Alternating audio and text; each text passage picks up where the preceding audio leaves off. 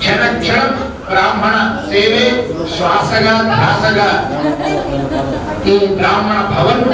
అనేక ప్రతిబంధకాలు, కష్టాలు, నష్టాలు, అవరోధాలు అనేక మంది నుంచి అనేక విధమైనటువంటి ప్రశంసలతో పాటుగా విమర్శలు కూడా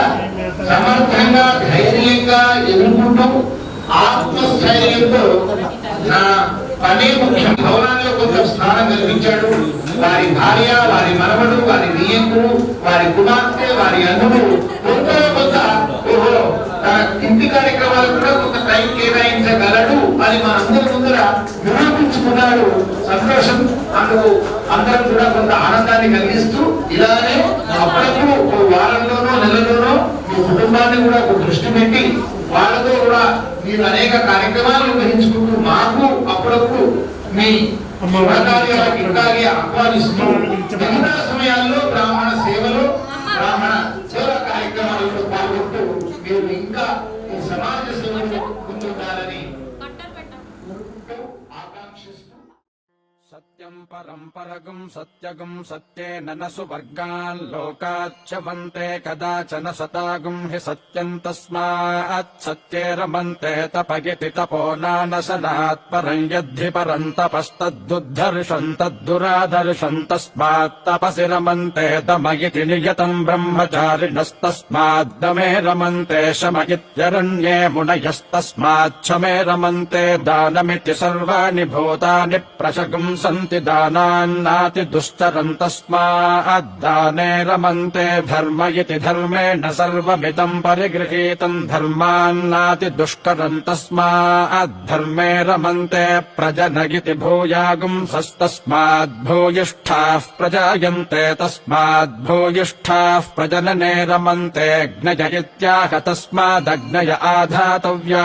అగ్నిహోత్రమిత్యాహ తస్మాదగ్నిహోత్రే రమంతే యజ్ఞ ఇతి యజ్ఞో హి దేవాస్తస్మాద్యజ్ఞే రమంతే మానసమితి విద్వాగుంసస్తస్మాద్విద్వాగుం స ఏవ మానసే రమంతే న్యాస ఇతి బ్రహ్మా బ్రహ్మా హి పరః పరో హి బ్రహ్మాతాని వా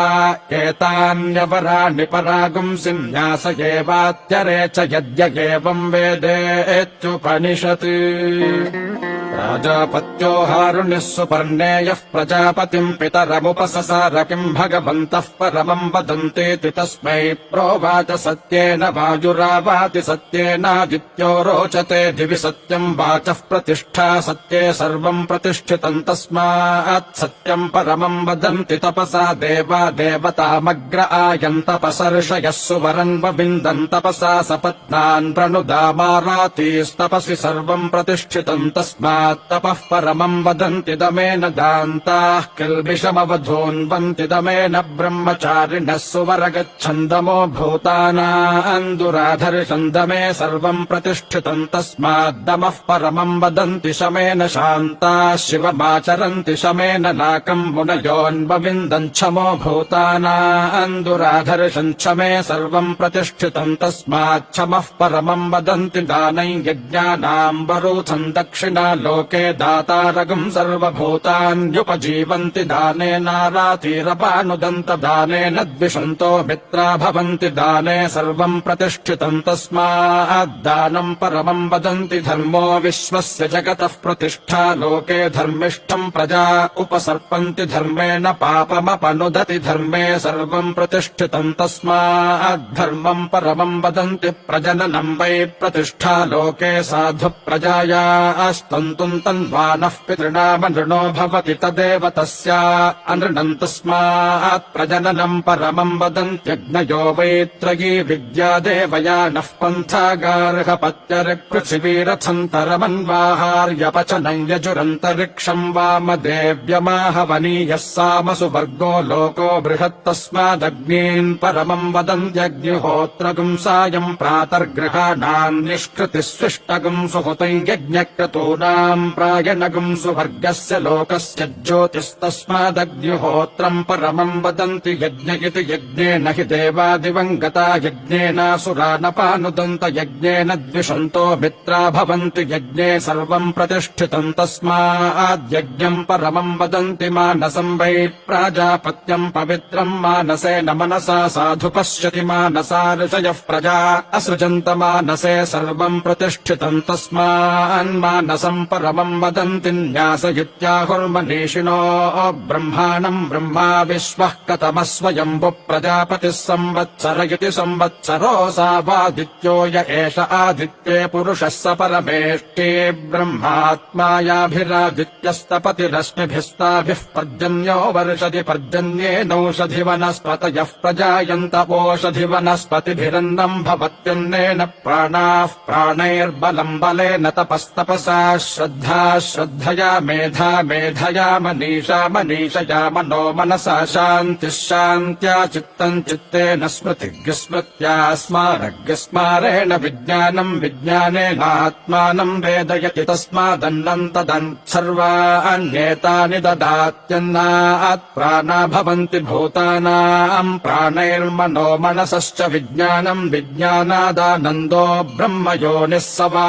एष पुरुषः पञ्चधा पञ्चात्मा येन सर्वमिदम् प्रोतम् पृथिवी चान्तरिक्षम् च द्यौश्च दिशश्चावान्तरदिशाश्च स वै सर्वमिदम् जगत्स स भूतगुम् स भव्यम् जिज्ञास क्लृप्तर्तचारगिष्ठा श्रद्धा सत्यो महस्वान् तपसो वरिष्ठा ज्ञात्वा तमेवम् मनसा हृदा च भूयो न मृत्युमुपयाहि विद्वान् तस्मान्न्यासमेषाम् तपसामतिरिक्तबाहुर्वसुरन्वो विभोरसि प्राणे त्वमसि सन्धाता ब्रह्मन् त्वमसि विश्वधृत्ते जोदास्त्वमस्त्यग्निरसि वर्चोदास्त्वमसि सूर्यस्य द्युम्नोदास्त्वमसि चन्द्रमस उपयाम गृहीतोऽसि ब्रह्मणे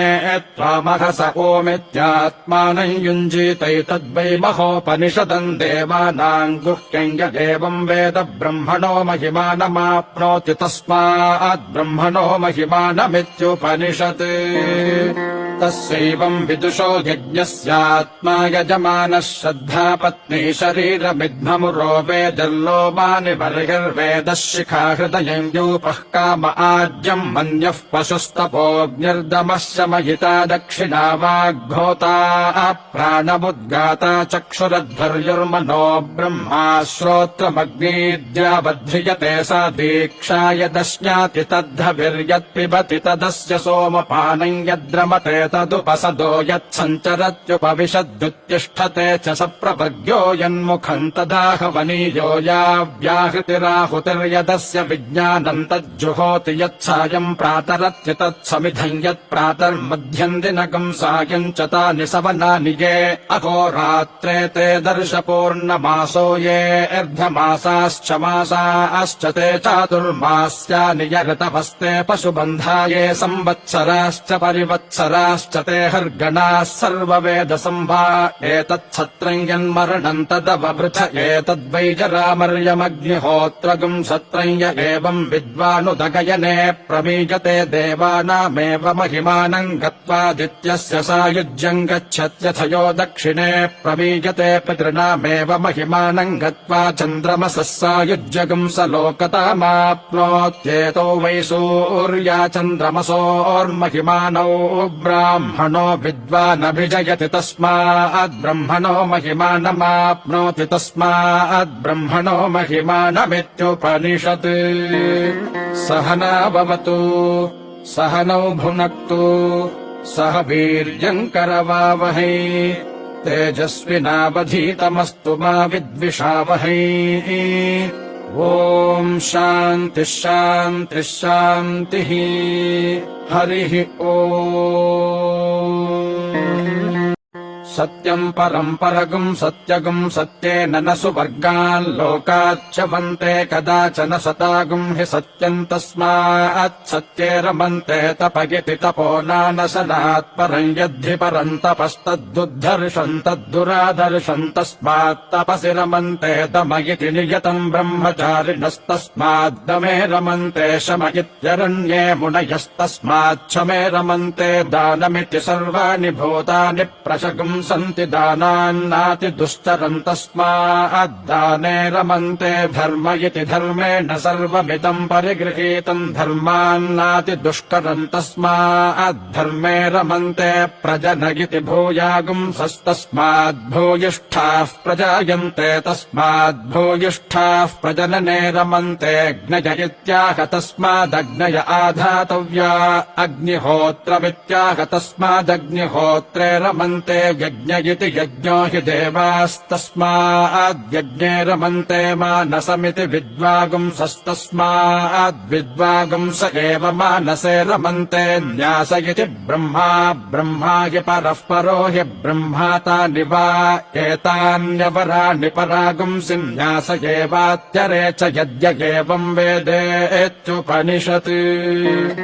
प्राजापत्यो हारुणिः सुपर्णेयः प्रजापतिम् पितरमुपससार किम् भगवन्तः परमम् वदन्तीति तस्मै प्रोवाच सत्येन वायुरावाति सत्येनादित्यो रोचते दिवि सत्यम् वाचः प्रतिष्ठा सत्ये सर्वम् प्रतिष्ठितम् तस्मात् सत्यम् परमम् वदन्ति तपसा देवा देवतामग्र आयन्तपसर्षयः सुवरन्वविन्दन् तपसा सपत्नान् प्रणुदामारातीस्तपसि सर्वम् प्रतिष्ठितम् तस्मात् तपः परमम् वदन्ति दमेन दान्ताः किल्बिषमवधून्वन्ति दमेन ब्रह्मचारिणः सुवरगच्छन्दमो भूतानान्दुराधर्षन्दमे सर्वम् प्रतिष्ठितम् तस्माद्दमः परमम् वदन्ति शमेन शान्ताः शिवमाचरन्ति शमेन नाकम् मुनयोन्वविन्दन् क्षमो भूतानान्दुराधर्षन् क्षमे सर्वम् प्रतिष्ठितम् तस्माच्छमः परमम् वदन्ति दानै यज्ञानाम् वरूथम् दक्षिणा लोके दातारगम् सर्वभूतान्युपजीवन्ति दानेनारातिरपानुदन्त दानेन द्विषन्तो मित्रा भवन्ति दाने सर्वम् प्रतिष्ठितम् तस्माद्दानम् परमम् वदन्ति धर्मो विश्वस्य जगतः प्रतिष्ठा लोके धर्मिष्ठम् प्रजा उपसर्पन्ति धर्मेण पापमपनुदति धर्मे सर्वम् प्रतिष्ठितम् तस्माद्धर्मम् परमम् वदन्ति प्रजननम् वै प्रतिष्ठा लोके साधु प्रजायास्तन्तुम् तन्वानः पितृणामनृणो भवति तदेव तस्या अनृणम् तस्मात् प्रजननम् परमम् वदन्त्यग्नयो वैत्रयी विद्या देवयानः पन्थागार्हपत्यरिपृथिवीरथन्तरमन्वाहार्यपचनम् यजुरन्तरिक्षम् वामदेव्यमाहवनीयः सामसु वर्गो लोको बृहत्तस्मादग्नीन् परमम् वदन्त्यग्निहोत्रगुम् सायम् प्रातर्गृहाणाम् निष्कृतिः स्विष्टगुम् सुहुतम् यज्ञक्रतूनाम् प्रायणगुम् सुवर्गस्य लोकस्य ज्योतिस्तस्मादग्निहोत्रम् परमम् वदन्ति यज्ञ इति यज्ञेन हि देवादिवङ्गता यज्ञेनासुरा नपानुदन्त यज्ञेन द्विषन्तो मित्रा भवन्ति यज्ञे सर्वम् प्रतिष्ठितम् तस्माद्यज्ञम् परमम् वदन्ति मानसम् वै प्राजापत्यम् पवित्रम् मानसेन मनसा साधु पश्यति मानसा ऋषयः प्रजा असृजन्त मानसे सर्वम् प्रतिष्ठितम् तस्मान्मानसम् परमम् वदन्ति न्यास इत्याहुर्मनीषिणो ब्रह्माणम् ब्रह्मा विश्वः कतमः स्वयम्भुः प्रजापतिः संवत्सर इति संवत्सरोऽसावादित्यो य एष आदित्ये पुरुषः स परमेष्टि ब्रह्मात्मायाभिरादित्यस्तपतिरश्मिभिस्ताभिः पर्जन्यो वर्षति पर्जन्येनौषधि वनस्पतयः प्रजायन्त ओषधि वनस्पतिभिरन्नम् भवत्यन्नेन प्राणाः प्राणैर्बलम् बलेन तपस्तपसा श्रद्धा श्रद्धया मेधा मेधया मनीषा मनीषया मनो मनसा शान्तिः शान्त्या चित्तम् चित्तेन स्मृतिः स्मृत्या स्मारग्स्मारेण विज्ञानम् विज्ञानेनात्मानम् वेदयति तस्मादन्नम् तदन् सर्वाण्येतानि ददात्यन्नात् प्राणा भवन्ति भूतानाम् प्राणैर्मनो मनसश्च विज्ञानम् विज्ञानादानन्दो ब्रह्म योनिः स वा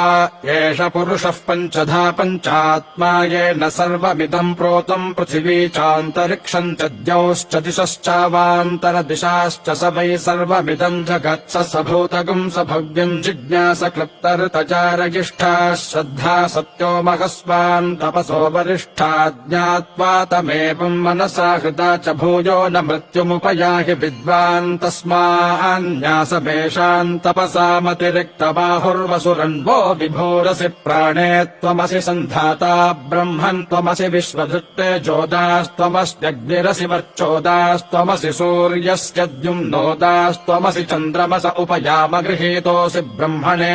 त्वामहस ओमित्यात्मानं युञ्जीतैतद्वै महोपनिषदम् देवानाम् गुह्यम् यदेवम् वेद ब्रह्मणो महिमानमाप्नोति तस्मात् ब्रह्मणो महिमानमित्युपनिषत्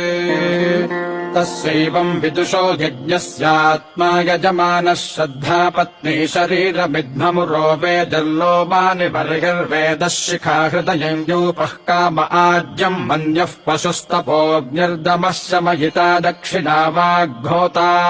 प्राणमुद्गाता चक्षुरध्वर्युर्मनो ब्रह्मा श्रोत्रमग्नीद्यावध्रियते सा दीक्षा यदश्नाति तद्धविर्यत्पिबति तदस्य सोमपानम् यद्रमते तदुपसदो यत्सञ्चरत्युपविशद्युत्तिष्ठते च स प्रपद्यो यन्मुखम् तदाहवनीयो या व्याहृतिराहुतिर्यदस्य विज्ञानम् तज्जुहोति यत्सायम् प्रातरत्य तत्समिधम् यत्प्रातर्मध्यम् दिनकम् सायम् च तानि सवनानि ये अहोरात्रे ते दर्शपूर्णमासो ये अर्धमासाश्च मासाश्च ते चातुर्मास्यानि यऋतवस्ते पशुबन्धा ये संवत्सराश्च परिवत्सराश्च ते हर्गणाः सर्ववेदसंवा एतत्सत्रम् यन्मरणम् तदवभृथ एतद्वै जरामर्यमग्निहोत्रगम् सत्रम् य एवम् विद्वानुदगयने प्रमीयते देवानामेव महिमानम् गत्वादित्यस्य सायुज्यम् गच्छत्यथयो दक्षिणे प्रमीयते पितॄणामेव महिमानम् गत्वा चन्द्रमसः सायुज्यगम् स लोकतामाप्नोत्येतो वै सूर्या चन्द्रमसोर्महिमानौ ब्राह्मणो विद्वानभिजयति तस्माद्ब्रह्मणो महिमानमाप्नोति तस्माद्ब्रह्मणो महिमानमित्युपनिषत् सहना भवतु सहनौ भुनक्तु सह वीर्यम् करवावहै तेजस्विनावधीतमस्तु मा विद्विषावहै ॐ शान्तिः शान्तिः शान्तिः हरिः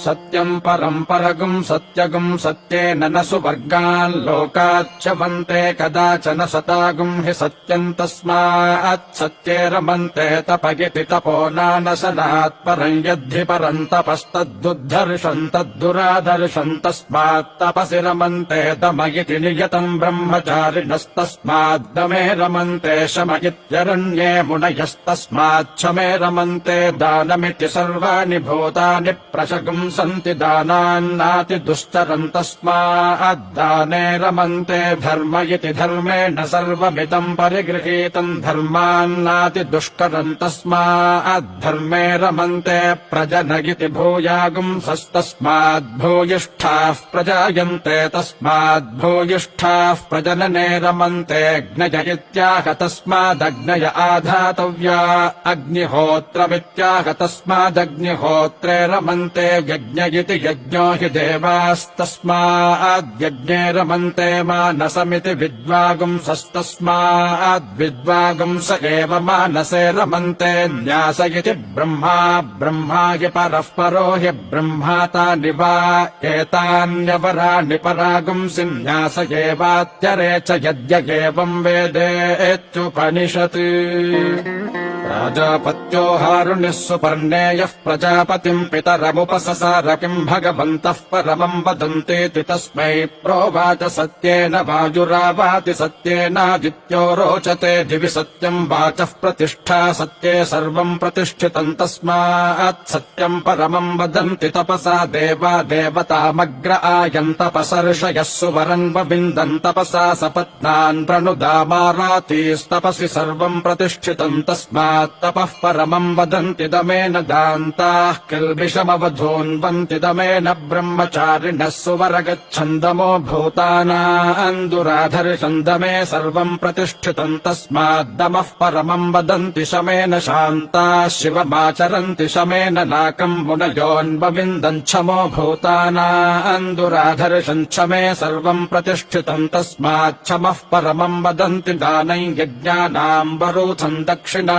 लोके दातारगम् सर्वभूतान्युपजीवन्ति दानेनारातिरपानुदन्त दानेन द्विषन्तो मित्रा भवन्ति दाने सर्वम् प्रतिष्ठितम् तस्माद्दानम् परमम् वदन्ति धर्मो विश्वस्य जगतः प्रतिष्ठा लोके धर्मिष्ठम् प्रजा उपसर्पन्ति धर्मेण पापमपनुदति धर्मे सर्वम् प्रतिष्ठितम् तस्माद्धर्मम् परमम् वदन्ति प्रजननम् वै प्रतिष्ठा लोके साधु प्रजायास्तन्तुम् तन्वानः पितॄणामनृणो भवति तदेव तस्या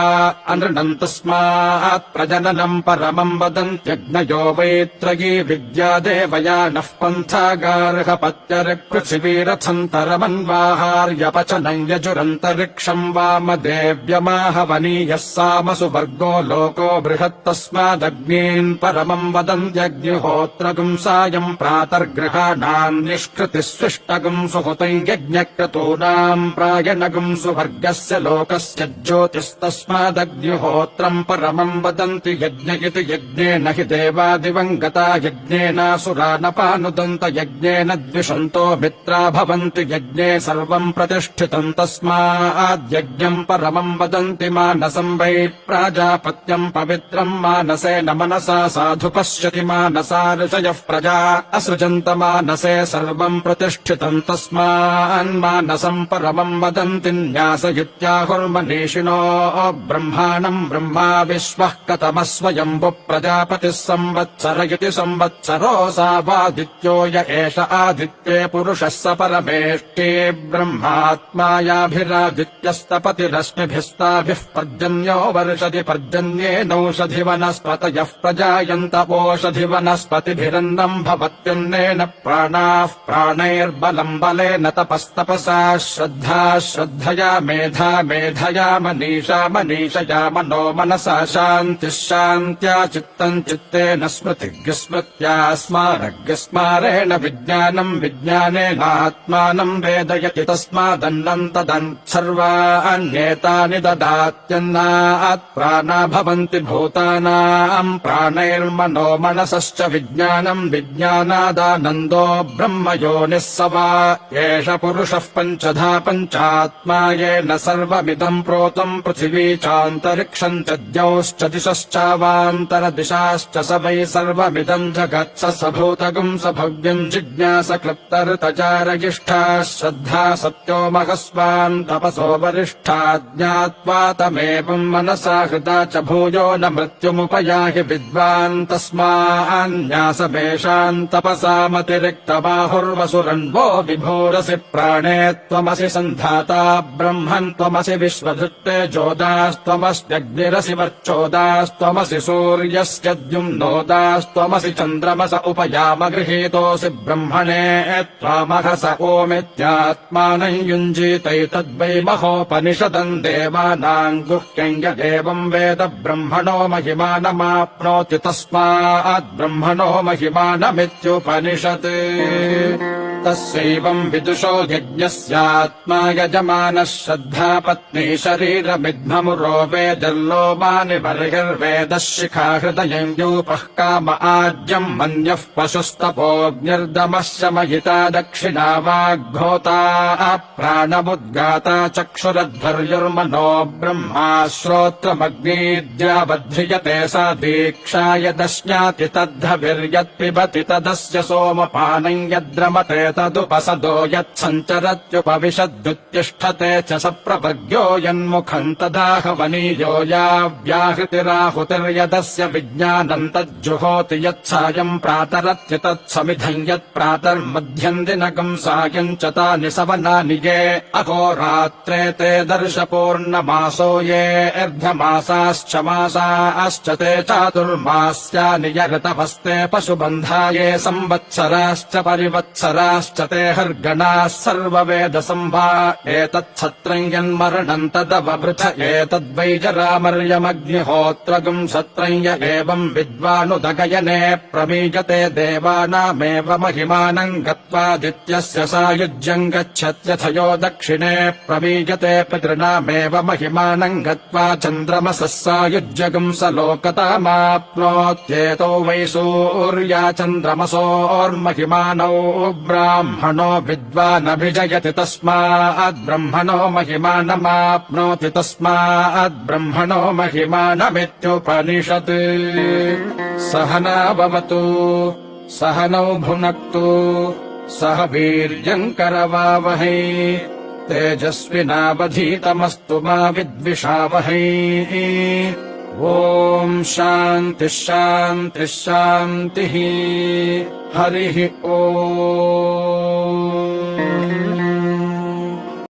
सत्यम् परम् परगुम् सत्यगुम् सत्येन न सुवर्गान् लोकाच्च वन्ते कदाचन सतागुम् हि सत्यम् तस्मात् सत्ये रमन्ते तपगिति तपो नानशनात् परम् यद्धि परम् तपस्तद्दुद्धर्षम् तद्दुराधर्षम् तस्मात् तपसि रमन्ते दमयिति नियतम् ब्रह्मचारिणस्तस्माद्दमे रमन्ते शम इत्यरण्ये मुनयस्तस्मात् शमे रमन्ते